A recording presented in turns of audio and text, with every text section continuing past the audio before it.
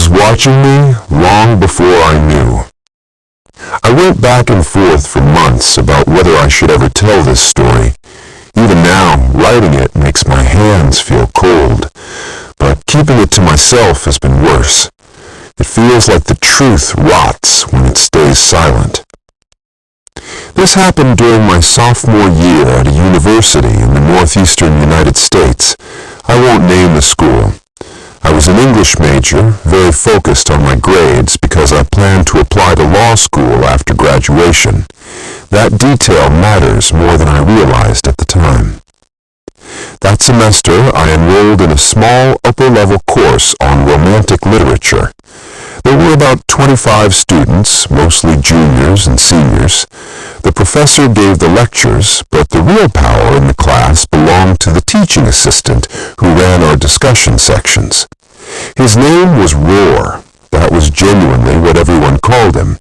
He was in his late 20s, tall and awkward, with the kind of energy that made people uncomfortable without knowing why.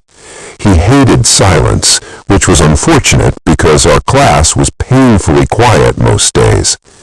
When no one spoke, Roar would cold call students and mock them lightly when they struggled.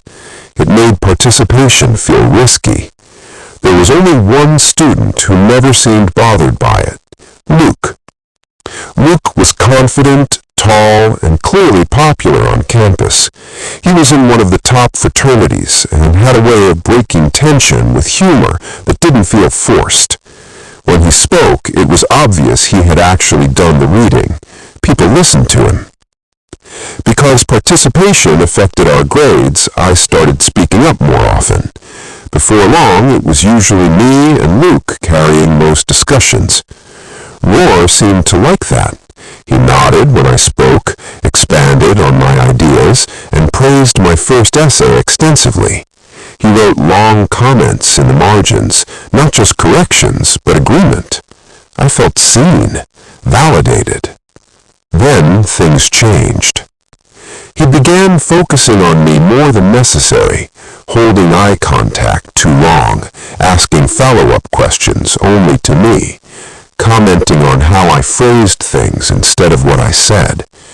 At first, I told myself I was imagining it. Teaching assistants favor students sometimes. That's normal. Around that same time, I started seeing Luke outside of class more often. Our sorority and his fraternity shared events, parties, mixers, formals. We talked more. He was charming and attentive. After a few weeks, he asked me to dinner. I said yes. The relationship felt easy, comfortable. We weren't deeply in love, but I liked him. It felt uncomplicated, which was exactly what I wanted. One afternoon, after class, I saw Luke standing behind the lecture hall, smoking a cigarette with Roar. They were laughing like old friends. It felt strange. Luke later brushed it off, joking that he was just trying to secure a good grade. I didn't think much of it. I should have. One night, after Luke fell asleep, his phone was lying beside him with a video playing.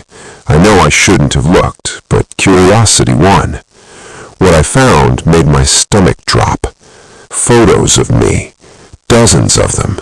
Some were harmless, me studying, walking to class.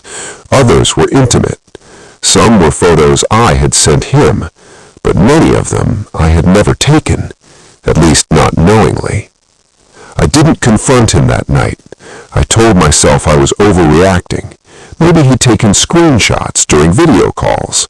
Maybe it wasn't as bad as it looked. A week later, I unlocked his phone again. This time, I checked his messages. He had been sending my photos, those photos, to an unsaved number, regularly, for weeks. I took screenshots of everything. My hands were shaking so badly I could barely hold the phone. I woke him up screaming, demanding answers. He panicked, lied, claimed it was a backup phone. I left. The police got involved.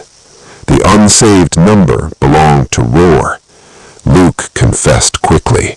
He admitted Roar had been paying him hundreds of dollars for photos. The arrangement had started early in the semester, possibly earlier. Luke was expelled, Roar was fired and arrested. I thought